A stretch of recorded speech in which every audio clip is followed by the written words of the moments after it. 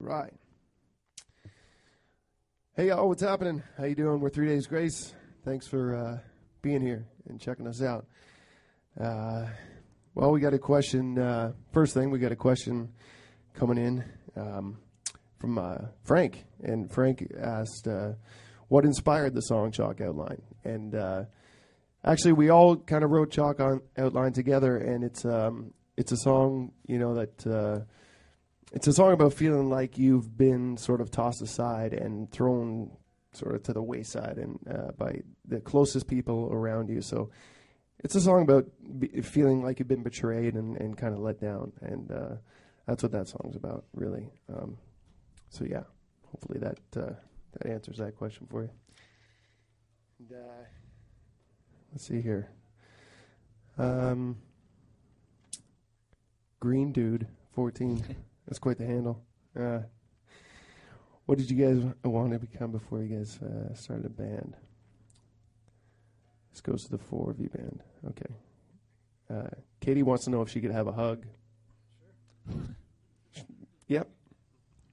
There you go. Where are you, Katie? No. Before we actually, yeah, for me, I mean, I always from pretty early on, I always wanted to be a musician. I was introduced to music pretty early on in life, so I always knew that I was going to play music, whether it was, you know, in a band or a small bar, or didn't matter. So, I mean, that's just for me, but the question was for everybody, so. I kind of wanted to be a hockey player, but just the too many early mornings, I think. You know, we get to do this. We get to sleep in, which is cool. Yeah, that's cool. Okay, so we got. Where did the inspiration to write "Give Me a Reason" come from? From Flavio Farias. If I said that right, Flavio Farias. That's a great name. We might change our band name to Flavio Farias. The inspiration, actually, "Give Me a Reason" is one of my favorite songs on the record, and it's a very personal song, and it really came from some family struggles that I was having with very close family members, and yeah, so I mean that's really where that song came from. It's kind of an angry song in a way, but it's one of my favorites on the record for sure, and. I think it's, one of the best ones on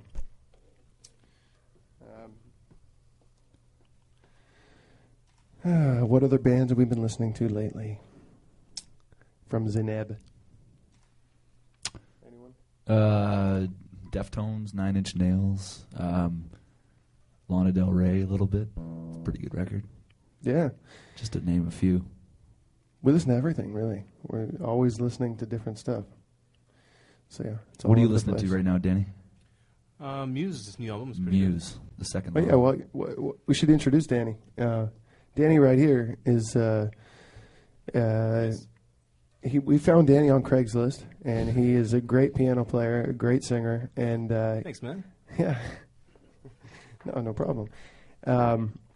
No, we, this when we recorded this new record, Transit of Venus, we added a lot of new elements, including keyboard parts and, different harmonies and synths and all this stuff. So, we're not a band that uses tracks. We don't believe in going out on stage if you can't, play the songs that you've recorded. So, we went out and we found Danny, and Danny is now a key asset for this band, and he's going to be with the band for a long time to come. I can feel it. So this is Danny, everybody. Yeah. Okay. Casey says, what is your favorite song of all time? That's a good one. That's a good question. Anybody else? I don't want to be the only one answering every single question here. So, well, do we need microphones? Yeah. These guys don't have a mic. These guys need some mics. Hey. Hey, Brad. Hey, guys. How are you? Good. I was talking through my feet, but it wasn't working down there. Right on. I can see that. Favorite song of all time. That's a really hard question. Very tough Totally. question. That's why I gave it to you. Oh. I'm gonna take a minute on that one. Okay. Right on. It's not live. It's not live or It's anything. not Don't worry live. about Yeah, it. It's not this like is we're- taped, right? Yeah. Favorite song of all time? You got one? Time After Time, Cyndi Lauper. Cyndi Lauper's "Time After Time." That's a good Barry. Boom. Wow. That's a good one, Barry. Wow. Yeah, it's kind of cool. It's kind of that's a really great song, man. At least I had it. Mine's "Killing in the Name" by Rage Against the Machine. We used to listen to that in the hockey dressing room That's a and good then one. want to come out and take people's heads off on the ice. Yeah. Cool. It's kind of hard to choose a favorite song, but Bohemian Rhapsody comes to mind as the most accomplished. Can you song. play that for us right now, from start to finish? Yeah, let's All let's the- just We've got a few listen to minutes. this Here. guy. Like, I'm serious about Craigslist too. I'm going to mess up a chorus sooner or later. You're out. You're out. We can play the song if we want, but all the harmonies and stuff. Okay, so which album of yours did you enjoy writing the most? Shane, thanks for the question. I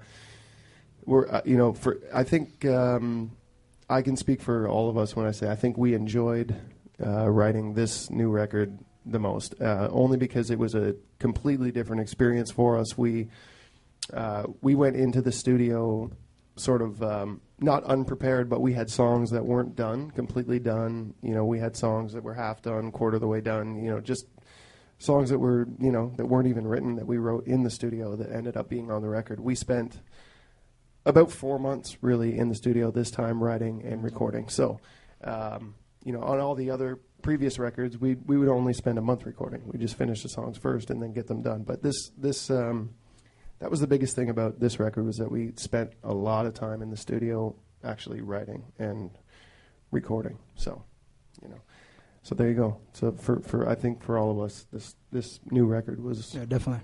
the one that we enjoyed the most, you know. And on that note, let's do a song from the new record. This song actually is called "Time That Remains."